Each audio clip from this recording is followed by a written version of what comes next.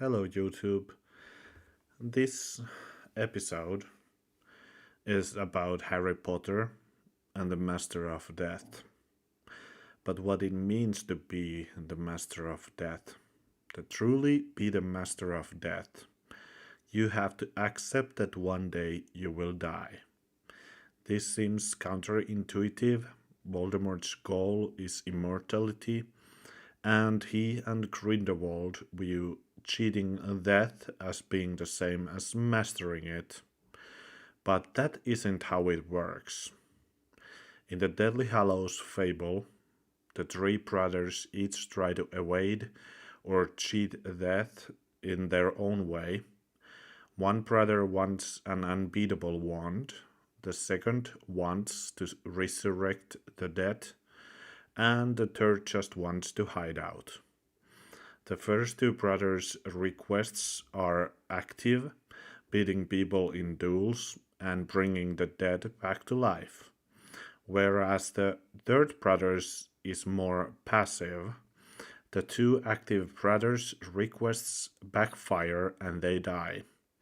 The passive brother is able to survive to the point where he goes to his death when he's ready, rather than hold out hiding forever. The third brother accepted his mortality, and it is for this reason that the fable treats his path as the right one. In Harry's case, he is able to retrieve the resurrection stone from the snitch when he announces his own imminent death, and the stone is used to conjure friends and family to empower and comfort his as he goes. He's not trying to cheat death by actually bringing anyone back to life. He also goes to his own death willingly, just like Lily chose to die rather than let Voldemort kill Harry. The story demonstrates that there's power in dying for a righteous cause. Harry is at this point the master of the three Deathly Hallows, but it's how he chooses to use them that sets him apart. He uses them to aid in his quest to die righteously, and he discards the blood soaked Elder Wand rather than continue carrying it. Going back to the third brother, he met death like an old friend. He was able to master death despite possessing just one hallow, because trying to cheat it didn't actively consume his life. The upside of accepting your mortality is that you don't become obsessed with living forever like Voldemort. Voldemort, at the end of the day, was absolutely not the master of death, because his entire life had been spent prolonging his life and to commit the act of evil to do it. How can you be the master of anything you're so horrendously terrified of? It was a common misconception that the master of death means immortality slash defeating death. In actuality, master of death means that the master is the person who accepts mortality. Harry, while in possession of all three Deathly Hallows, the Elder Wand's allegiance to him, his father's cloak, and the resurrection stone in the snitch, as well as the timing of Harry being ready to die.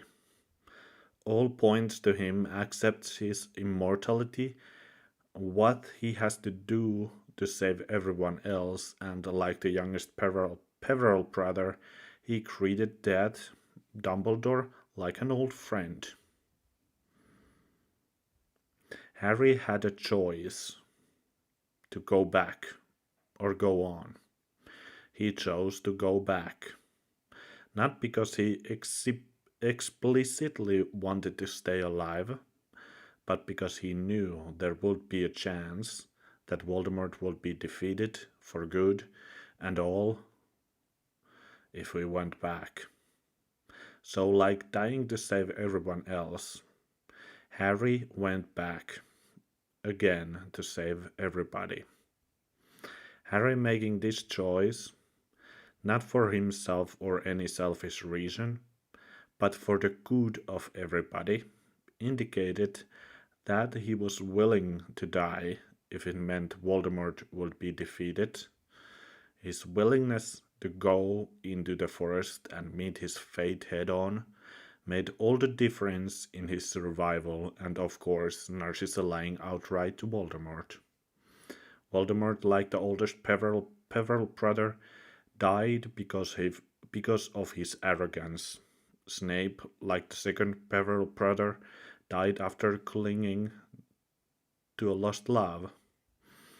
Harry, like the youngest Peverell brother, took off the cloak, literally speaking, and greeted death, Dumbledore, as an old friend. He faced his fate unflinchingly and willingly, and that is why he survived and became the master of death. Because he didn't try to become immortal, he accepted that he had to die. Thanks for listening.